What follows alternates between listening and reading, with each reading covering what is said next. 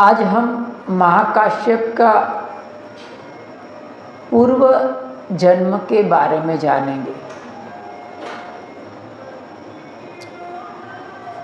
वो काल था पदुमुत्तर बुद्ध का। जैसे आपको उस दिन भी बताया था ना कि भगवान बुद्ध के पहले कितने बुद्ध हो गए? 28 बुद्ध हो गए। 28वें बुद्ध सिद्धार्थ गौतम बुद्ध थे। इससे पहले 27 बुद्ध हो गए। तो उस समय पदुमुत्तर बुद्ध का काल था। उसमें ये महाकाश्यप ने जन्म लिया था।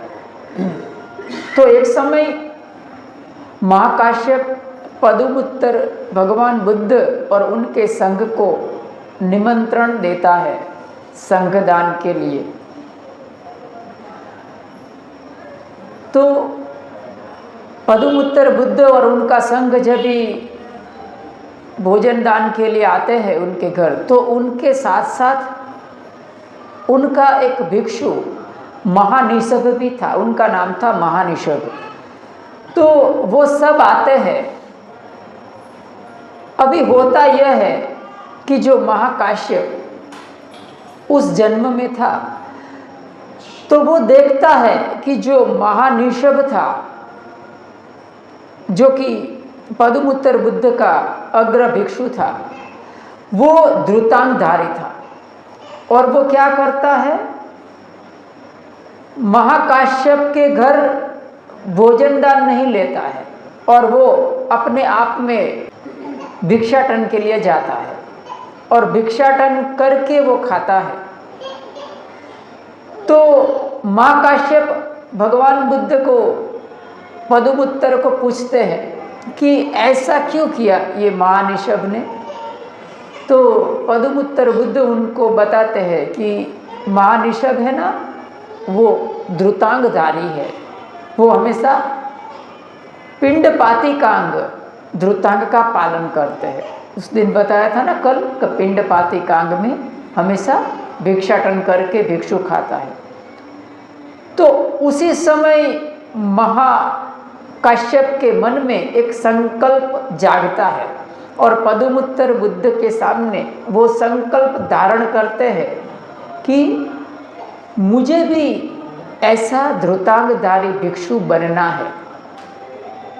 तो पदुमुत्तर बुद्ध उनके भविष्य को बताते हैं कि तुम आज से इतने इतने कल्प के बाद सिद्धार्थ गौतम नाम के बुद्ध के समय में तुम महाकाश्यप नाम के एक धृतांगधारी भिक्षु बनोगे।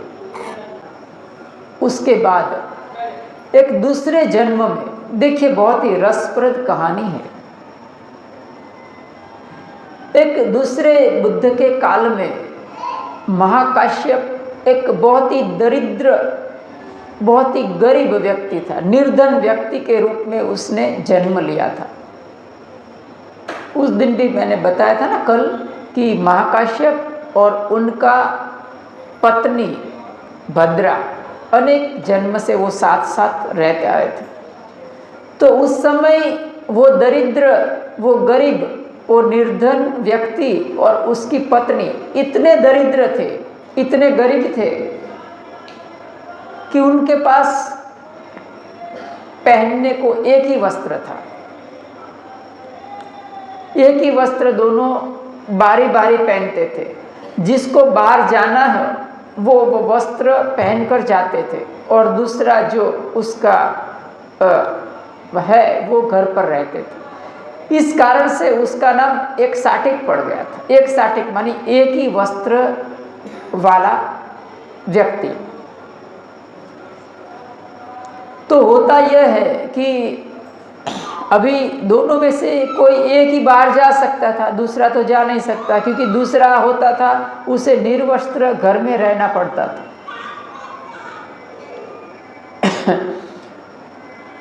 तो उस समय भगवान बुद्ध, उस समय के जो भगवान बुद्ध थे, उनका आगमन होता है और वहाँ से ये एक साटिक व्यक्ति जो कि महाकाश्यप का जन्म में था, वो उधर से गुजरता है और उधर जाके वो भगवान बुद्ध की देशना सुनने के लिए बैठ जाता है। और होता यह है कि उस समय संघदान का आयोजन हुआ था और सब लोग राजे महाराजे भगवान बुद्ध को संघदान देते थे। तो इस एक साटिक के मन में भी आता है कि मैं भी क्यों ना दान दूं, लेकिन वो क्या दान दे सकता है? अभी उनके पास तो कुछ भी नहीं था ना, उनके पास सिर्फ एक वस्त्र ही था। तो वो सोचता है, उसके मन में आता है कि मैं ये एक वस्त्र है ना, वो भी दान में दे दूं।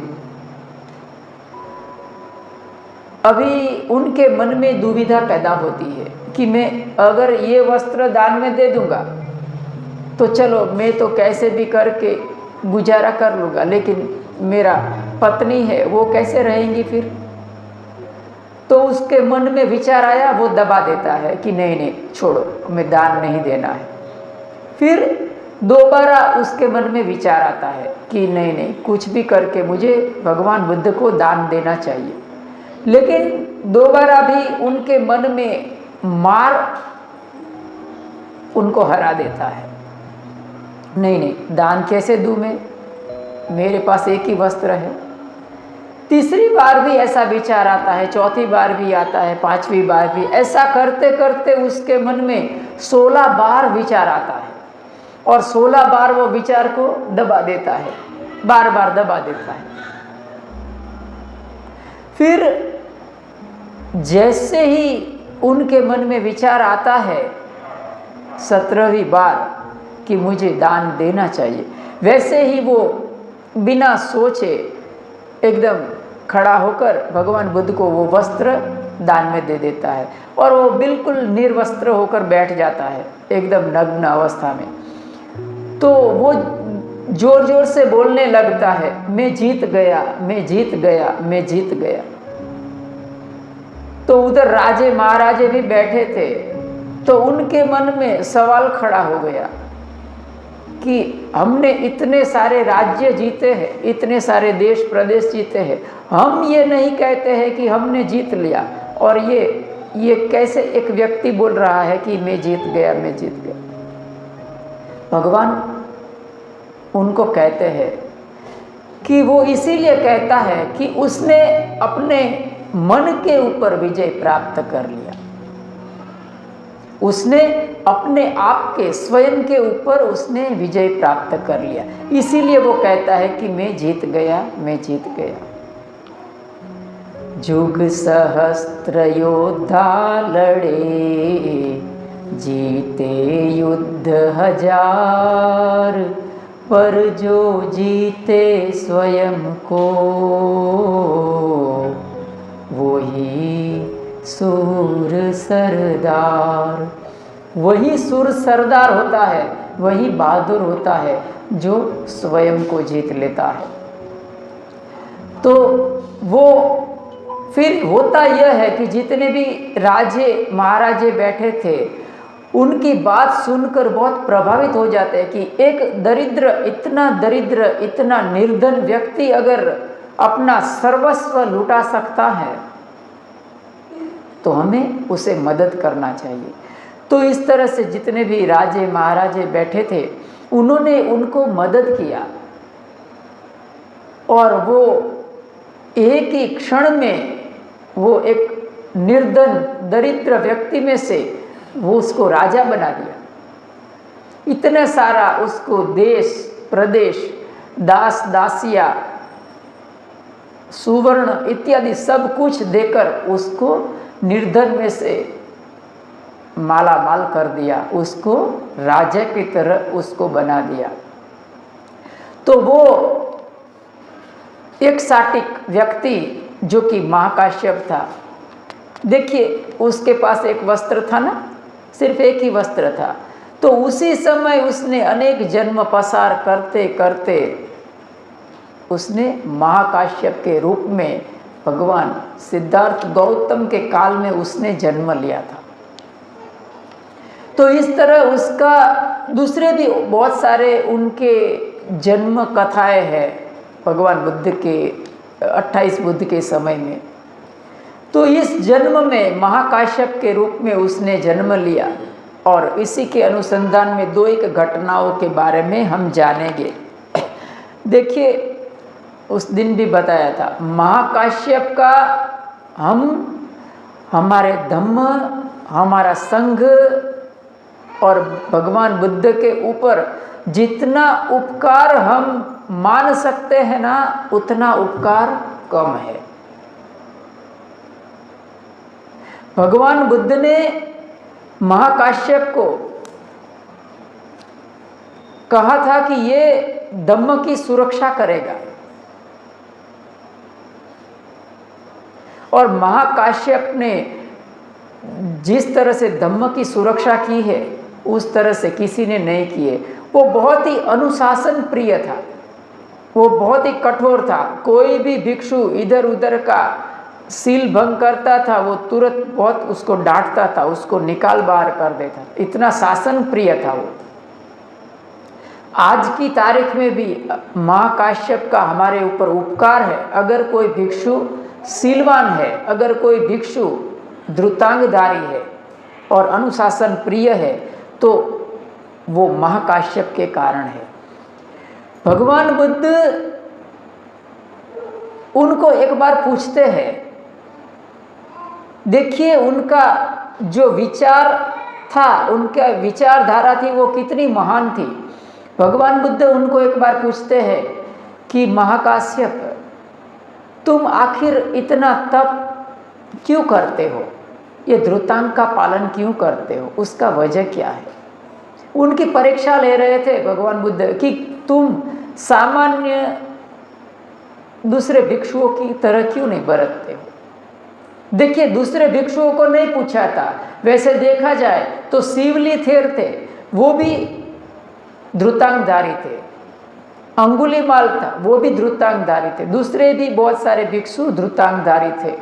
लेकिन महाकाश्यप को पूछा, महाकाश्यप क्या जवाब देते हैं। उस दिन भी मैंने कहा था आपको कि जब भी कोई गुरु होता है, कोई महागुरु होता है जिसको हम अपना आदर्श मानते हैं।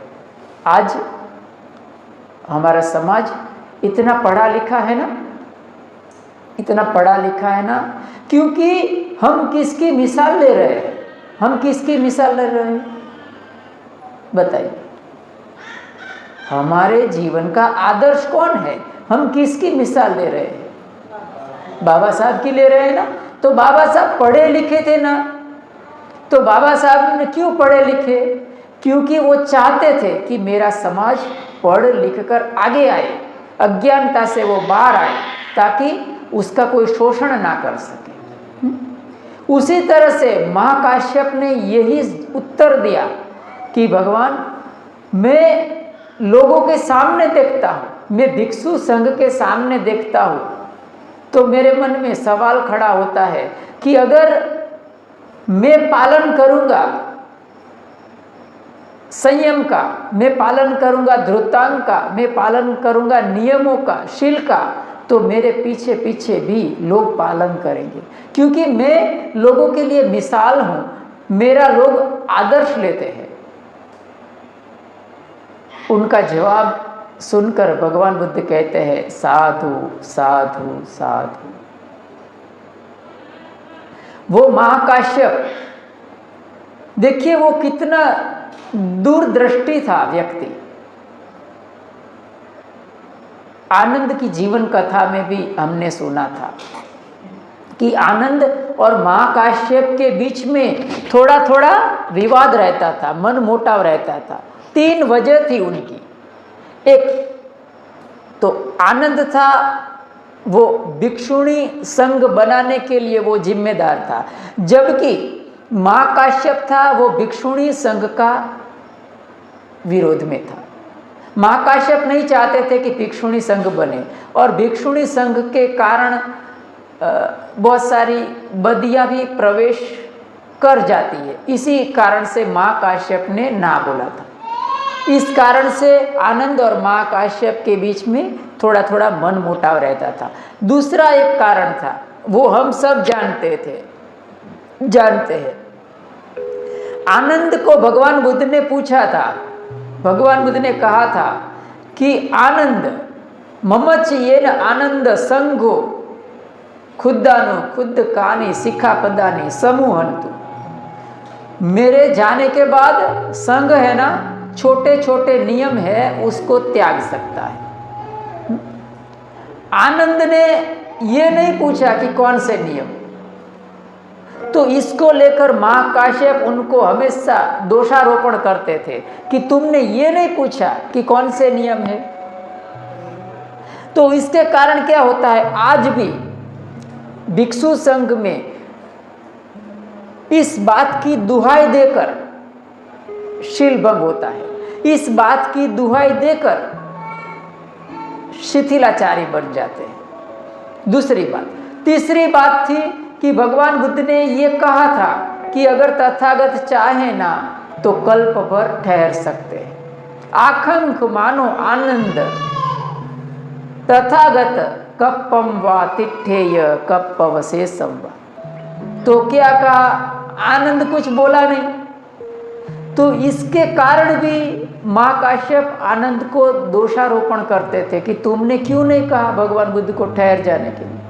तो दोनों के बीच में थोड़ा थोड़ा मीठा विवाद रहा करता था। तो ये घटना महाकाश्यप की थी। और एक बहुत ही महत्वपूर्ण घटना उसके जीवन की, देखिए उनकी महानता को आप किस तरह से धारण करेंगे। भगवान बुद्ध का परिनिर्वाण हो चुका था कुशीनारा में, महाकाश्यप वहां उपस्थित नहीं थे। भगवान बुद्ध का परिनिर्वाण हो गए, करीब 7 दिन हो चुके थे, लेकिन उनकी चिता जलती नहीं थी। भगवान बुद्ध की चिता को अग्नि नहीं लगती थी। फिर उस समय के जो अरहंत भिक्षु थे, उन्होंने ये फैसला किया, उन्होंने ये अपना मत दिया कि जब तक महाकाश्यप नहीं आते हैं तब तक इस चिता को आग नहीं लगेगी। और यही मत कहा गया धम्मवाणी में कि जो चातुर महाराजिक देवता थे उनका भी यही मत था कि जब तक महाकाश्यप उनकी वंदना नहीं करते हैं तब तक चिता को आग नहीं लगेगी। उस समय महाकाश्यप विचरण करते थे पावा और कुशीनारा के बीच में, अपने भिक्षु संघ के साथ महाकाश्यप उधर विचरण करते थे। तो उस समय में कोई व्यक्ति वहां से मंदार पुष्प लिए हुए पसार होता है। मंदार पुष्प आता है, फूल होता है मंदार पुष्प। वो फूल के बारे में कहा जाता है कि वो फूल असामान्य होता है, असाधारण होता है। कोई बहुत असाधारण घटना घटती है तभी जाकर वो मंदार पुष्प पृथ्वी पर आता है। तो महाकाश्यप वो उनके हाथ में मंदार पुष्प देखकर उनको आश्चर्य होता है कि ये मंदार पुष्प कहाँ से आए। तो वो आदमी कहता है कि सम्यक संबुद्ध का परिनिर्वाण हो चुका है। उसी समय महाकाश्यप अपने संघ के साथ भगवान बुद्ध के पास जाता है जहां भगवान बुद्ध की चिता थी। येन भगवतो चित्त को, भगवान बुद्ध की जहाँ चिता थी वहाँ तेन उपसंकमी उपसंकमित्वा, वहाँ पर उपस्थित होकर महाकाश्यप ने एकसम चिवरम कत्वा, अपने कंधे पर एक तरफ चिवर किया, तिखत्तु पदिक्षणम कत्वा, 3 बार उसने प्रदक्षिणा की भगवान बुद्ध की, और भगवंतम चित्त को पादे सिरसा वंदिस, भगवान की चिता को उसने 3 बार वंदन किया। जैसे ही उसने 3 बार वंदन किया और जितने भी भिक्षुगण थे उनके साथ उन्होंने वंदन किया, स्वयमेव भगवतो चित्त को पज्जली। क्या कहा? भगवान की चिता स्वयं अपने आप जल पड़ी, अपने आप उसमें प्रज्वलित हो गई भगवान बुद्ध की चिता। कि ऐसा कहा जाता है कि भगवान बुद्ध के शरीर में से जो मांस, खून, चर्बी, ये सब उसका कुछ भी नहीं बचा था। सिर्फ हड्डियों के अलावा कुछ भी नहीं रहा था। हड्डी और सिर्फ राख थी। उसको सब जगह उसके 18 घड़े उसको लगे थे और अजात शत्रु को जो हिस्सा मिला था वो महाकाश्यप के कारण मिला था, और महाकाश्यप उस धातु के हिस्से को राजगिरी में उसने स्थापित किया था। ये भगवान बुद्ध और महाकाश्यप के बीच की घटना। उसके बाद देखिए, जैसे ही भगवान बुद्ध का परिनिर्वाण हुआ उसी समय देखिए ये नेचर है, ये कुदरत है, किस तरह से काम करती है। जैसे ही परिनिर्वाण हुआ उस समय एक सुभद्र नाम का स्थविर क्या कहता है कि अच्छा हुआ मर गया, अच्छा हुआ श्रमण मर गया, अभी हम जो चाहेंगे वो करेंगे। यम इच्छम तम करिष्यामि, यम न इच्छम नम करिष्यामि। मानी हम जो इच्छेंगे वो करेंगे, जो नहीं इच्छेंगे वो नहीं करेंगे। ऐसा करना चाहिए, वैसा करना नहीं चाहिए। इस तरह से भगवान बुद्ध जो अनुशासन देते थे, उससे वो सुभद्र नाम का भिक्षु था, वो नाराज रहकर इस तरह का अभद्र वाणी बोला। तो उसी के साथ ही महाकाश्यप एकदम चौकन्ने हो गए और उनको लगा कि इस तरह का अगर चलेगा तो भगवान बुद्ध का धम्म नष्ट हो जाएगा।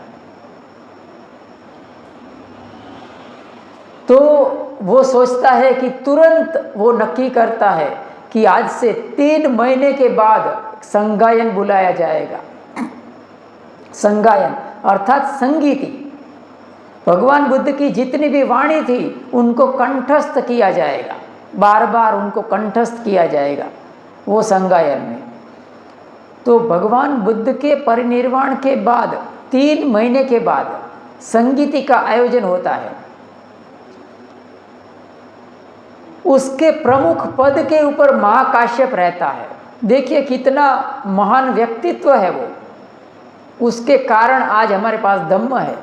तो वो संगीति के आयोजन में जो आनंद था वो तो अरहंत नहीं था। उसके पास 3 महीने का मौका दिया उसको कि तुम अरहंत बन जाओ, और आनंद अरहंत बनने के लिए प्रयत्नशील होता है। आखिर में वो अरहंत बनता है। उसके लिए महाकाश्यप ने एक आसन अनामत रखा था कि वो आकर उस आसन के ऊपर बैठेगा। अरहंत बनने के बाद जो आनंद था उसने सुत्त पिटक भगवान बुद्ध का धम्म का चयन किया, उसके आधार पर धम्म बना। उपाली नाम का भिक्षु था महास्थविर, उसने विनय पिटक का संगायन किया। इस तरह से भगवान बुद्ध का जो धम्म था वो प्रथम संगीति में उसका पूरा संगायन हुआ। कहाँ हुआ? उस समय अजात शत्रु का काल था। सप्तपर्णी गुफा में राजगिरी में प्रथम संगीति का आयोजन हुआ था, और उस संगीति में भगवान बुद्ध की धम्मवाणी को सब भिक्षुओं ने मिलकर उनका पठन किया था, उनको कंठस्थ किया था। ये महाकाश्यप भगवान बुद्ध का परिनिर्वाण होने के बाद भी वो बहुत लंबे काल तक वो जीता है। कहा जाता है कि महाकाश्यप 150 साल तक जिया था, और फिर भी उसका निर्वाण के बारे में धम्मवाणी में कुछ भी नहीं कहा गया है। आप अगर बुद्ध गया जाएंगे तो वहाँ एक कुकुट पद करके पर्वत है, क्या? कुकुट पद। कुकुट का अर्थ होता है वो मुर्गा होता ना, मुर्गा। कुकुट पाद अर्थात मुर्गे के पैर जैसा आकार है वो पर्वत का, क्योंकि 3 पर्वत है, 3 पर्वत का ऐसा आकार है, उसको कहा कुकुट पाद। तो वो कुकुट पाद पर्वत में महाकाश्यप समा जाता है। वो पर्वत है वो उनको घेर लेता है और पर्वत के बीच में आसन तैयार होता है और उधर वो महाकाश्यप समाधि में बैठ जाता है और वो कहता है कि जब तक अरिमैत्रिय बुद्ध का आगमन नहीं होगा तब तक मैं बाहर नहीं आऊँगा, तब तक मैं जिंदा रहूँगा। इस तरह से महाकाश्यप ये तीनों पर्वत की श्रृंखला में बंद हो जाता है। पर्वत उसे घेर कर उसे पूरा पर्वत शिलाएं बंद हो जाती है। और होता यह है कि जो उस समय का जो राजा अजातशत्रु था उसको लगता है, अजातशत्रु और आनंद, उनको लगता है कि अंतिम बार हमें दर्शन नहीं हो पाया महाकाश्यप का, तो दोनों भागे भागे वो पर्वत के पास जाता है और महाकाश्यप को वो उनको मिलने की वो कामना करते हैं। तो पर्वत की गुफा खुलती है, पर्वत खुलते हैं और देखते हैं तो महाकाश्यप का उनको दर्शन होता है। महाकाश्यप उस पर्वत की शिलाओं के बीच में वो बैठे थे समाधिस्थ, और उसके बाद वो फिर से वो पर्वतमाला थी वो बंद हो जाती है।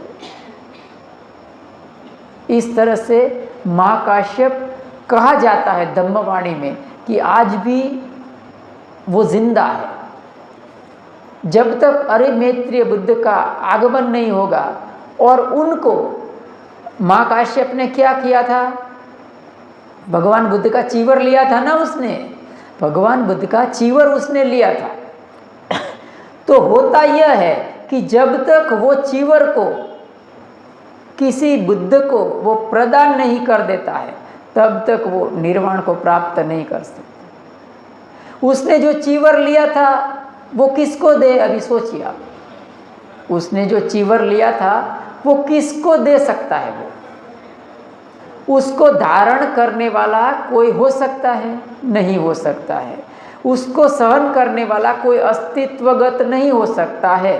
तो इसीलिए वो महाकाश्यप जब तक अरिमैत्रिय बुद्ध को वो चीवर प्रदान नहीं करता है तब तक उसको जिंदा रहना पड़ेगा। तो इस तरह से जब तक अरिमैत्रिय बुद्ध का आगमन नहीं होता है तब तक महाकाश्यप जीवित रहेंगे, और अरिमैत्रिय बुद्ध का जब भी आगमन होगा तभी उनको वो चीवर प्रदान करने के बाद वो निर्वाण को प्राप्त करेंगे।